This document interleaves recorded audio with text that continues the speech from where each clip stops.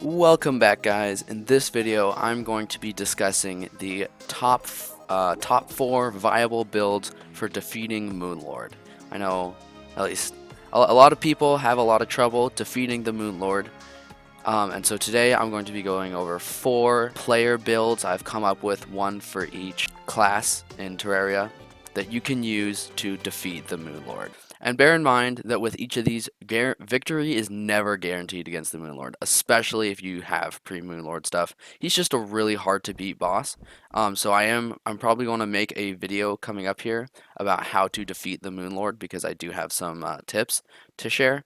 But we'll get to that when we get to that. So for now, we're just going over some builds to help you take down that final boss. Starting off with, we have the melee build. So melee is a very commonly played class, has lots of benefits, including high damage, wide variety of weapons, and high defense. Starting off with is your weapon. I would say that the best pre-Moonlord weapon is the flying dragon. As you can see, if you have the right modifiers, it can do over 300 damage, which is very good. It has this ranged attack, this little heart wave that goes through blocks. It does have slightly lower damage than just the sword itself, and so there's that to consider. But overall, very powerful item, very high damage, definitely gives you a shot at defeating the Moonlord. The second weapon, because I usually do recommend the secondary weapon that I would use against the Moonlord, is the Daybreak. One, for a couple reasons. One, it does have pretty significantly less damage than the Flying Dragon, as you can see, and I do actually recommend Ruthless against the Moonlord since it has higher damage bonus, and he doesn't take knockback anyway, so if Ruthless on your stuff is definitely a better idea than Legendary, in my opinion. The bonus of the Daybreak is that it attacks very fast, and it does that little bit of explosion damage. It'll stick into your, if you hit the Moonlord with it, it'll stick in him and then explode a little bit later. So it actually does a little bit more damage than it seems. And once again, very fast, very good range. And so since the Moonlord follows you, you can kind of just like fly sideways and just shoot straight up like this, and all of them will just hit him if you can get, you know, some of these other items. And I do recommend getting the Stardust Cell Staff always, and the best food you can get your hands on. Next, for your melee build, you're going to want your armor. Armor I would recommend is Beetle Armor with the Shell Chestplate, because of the increased defense. It's definitely something you want when you are melee. You need to be able to tank a little bit more. You just need to be able to take more hits as the melee fighter, which is why I recommend the Beetle Shell over the Beetle Chestplate, the Beetle Scale Mail. The other thing to bear in mind is that I have geared most of these builds with team play in mind. Some of these builds may be slightly less viable than they could be for defeating the Moonlord solo, but they will make it a lot easier. A lot of them are team items. So moving on to our equipables. First, I put warding on everything, no matter what, just always, just because that extra, 24 or however much armor makes a massive difference. Like, doesn't matter what. Like, it just makes, I feel like it just makes a bigger difference than the damage or speed bonus of the other modifiers. First of all, I recommend the Terraspark boots just because they're OP.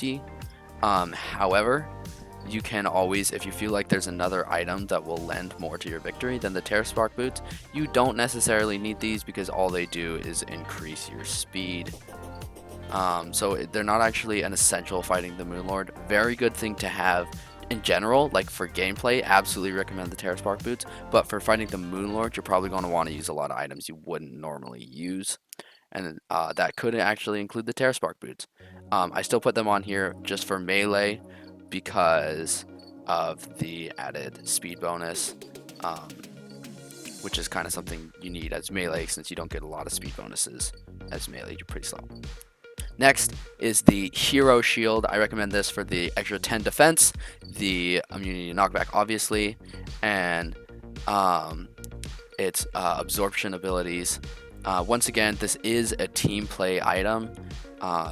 It is a much more powerful and useful item when you have other people that you are playing with, because it gives them buffs as well. and keeps the enemies off of them. Next is the Fire Gauntlet. I recommend this because it increases melee knockback and melee attacks and inflict fire damage, increases melee damage and speed, enables auto swing for any item. Generally just a really OP, and increases the size of melee weapons. Generally just a really OP item to have as a melee player. Next is the Betsy's wings. I recommend these wings as probably one of the best wings in the game because they allow you to hover, have the maximum flight time, and are very fast. If you can't get your hands on Betsy's wings, because Betsy is hard to beat and you can only beat her so many times, and you don't want to keep grind for the wings, I would recommend the hoverboard as a good option as well. Next, I have the warrior emblem. I honestly recommend the emblem for whichever build you're going for. It's just really OP. Like, that increase in damage is just really massive.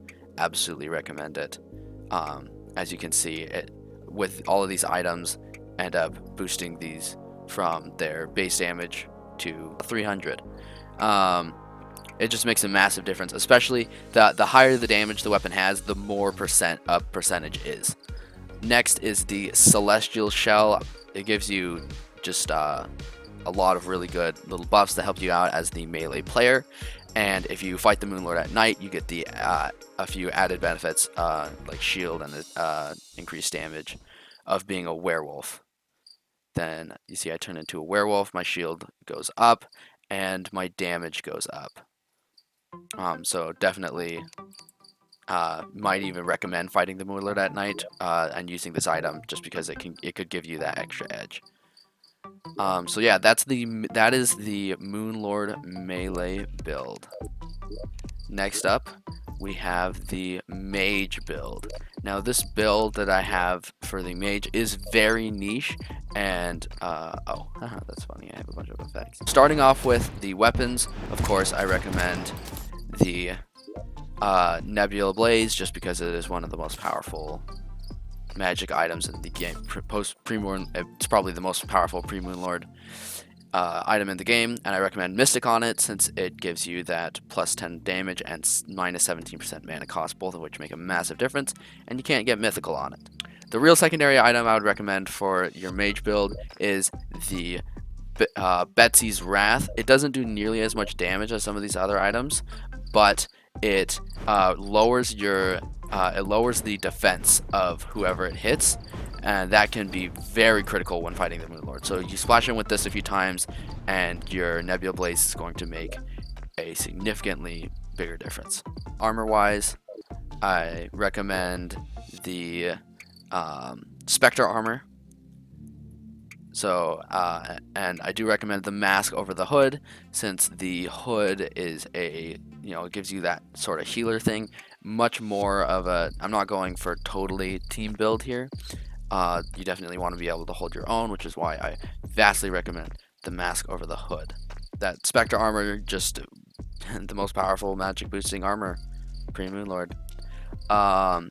Items wise, did I not? I didn't reforge any of these. We shall be back after the break. So, as I was saying, for the mage build items, I recommend the Celestial Emblem because it increases the pickup range for mana stars, which, if you got these bad boys, is pretty handy, and it gives you 15% increased magic damage, also very handy. Next, the Mana Cloak, because it reduces mana usage by 8%, which is very good. Uses mana potions automatically and causes stars to fall after taking damage. I actually also have the Arcane Flower, just because that's a very very useful property. Next item is the Mana Regeneration Band, because it increases your maximum mana and increases mana regeneration rate, which is very handy. Actually, with this build, can actually pretty much has infinite mana as long as you have plenty of super mana potions. Even if you have regular mana potions, it still has pretty much infinite mana, just because of how these items add up to give it a lot of mana restoration and then with the super mana potion getting used automatically every time you run out, you can literally just immediately refuel. So watch this. See, it takes like ages and ages of shooting this item to even get down to all my mana, and then boom, I'm immediately completely full again. And if you look up in the bar, the amount of time that it takes for mana potions has been reduced so drastically that it's literally a 5-second cooldown. And so as long as I have plenty of these, I have infinite mana. Never have to worry about running out. Next, of course, the Betsy's Wings. Yeah. So that is the mage build, the Moonlord mage build. Next up, we have the ranger build. The ranger this build is extremely niche for a variety of reasons. It does have a bit more complications than the other ones just because there's the added complication of ammo as well. And there's both bow and gun, which are considered ranged. First, I recommend the pulse bow. If you can get your hands on it, it's a very good item. If you don't know, the pulse bow is obtained just extremely rarely from the wandering trader. If you can't get the pulse bow, I recommend going full gun. If you can get the pulse bow, I recommend going bow. But if you can't get the pulse bow, then I recommend the vortex beater. And I actually recommend having it even if you do have the pulse bow, because its extra attack speed sometimes can be more valuable. Let's get into ammo. I mainly recommend the Ichor arrows and bullets, just because you can farm Ichor fairly easily as long as you have the Crimson. It's a lot easier to get them than Chlorophyte bullets, and in a lot of ways they're more powerful. So they have way more damage than Chlorophyte bullets, and they decrease your target's defense, which is absolutely massive difference when fighting bosses like the Moonlord. Armor. I recommend the Shroomite armor. You want obviously the headgear if you're going bow, and the mask if you're going gun. The set bonus is the same. Not moving puts you in stealth mode, reducing the chance of enemies targeting you, and increasing ranged ability, meaning everything: speed, damage, critical strike chance, velocity, knockback, all of it. For items, I recommend the Ranger emblem, obviously, the Stalker's quiver, but only if you're going bow. So for your expert item, if you're going bow, Stalker's quiver. If you're going gun, Recon scope. Recon scope is more of a general thing, but like you just don't have the item slots unless you want to take off the Terra Spark boots, which I could recommend. But with Ranger, you do want to have a little bit more mobility when you need to move, so I recommend that. I do recommend, you may have noticed that I didn't recommend a shield for the mage build, and I actually stand by that. The Moonlord only gives you one effect, and it's not blocked by the Ankh shield, and none of the other shields are really worth giving up an inventory slot on the mage build. And for that reason, I actually don't recommend, I strongly recommend using the Ankh shield just for general play, but when fighting the Moonlord, I do recommend replacing it with certain items, depending on your build. However, I do recommend you keep it for the range build, just because for the range build, that knockback can make a big difference. Makes less of a difference with the mage build because of the homing capabilities of the Nebula Blaze, and for the summoner build because of the you're just running, so it doesn't make a huge difference if you're getting knocked around a bit. But for the ranger build and the melee build, I do recommend having a shield. And then of course the hoverboard or Betsy's Wings for the hover capability and speed, and then of course the mount. Alright, moving on to the final build for today, which is the summoner build. For the summoner build, I recommend as your main weapon the Kaleidoscope. It's pretty much just the most powerful whip in the game, pre or post Moonlord, and you can really just get it from killing the Empress of Light a few times. Now, of course, if you can get your hands on it, I always recommend the Terra Prisma. It is, of course, ridiculously difficult to get, and so in the understandable scenario where you are not able to get it, yeah, just use the Stardust Cell Staff, not a big deal. As you can see, with only the items I have on me, this does bring me up to 8 minions at a time, which I think is a pretty good number. With things like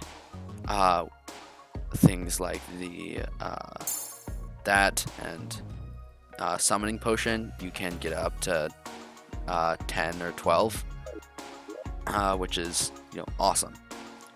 But oh, I also, if you can get your hands on it, I recommend the Ice Hydra because it does do summon damage, and so normally I don't recommend a Sentry when fighting the Moonlord, but with Summoner, you want everything you can get, and so if you can get your hands on the Ice Hydra, just, you know, grind it, you'll get the key eventually. For the Summoner armor, I recommend the Spooky armor. I know it has less defense than the Tiki, but it gives you an extra minion, which makes a massive difference as a summoner. It's just better for summoning. This isn't a melee build. We're not about armor here.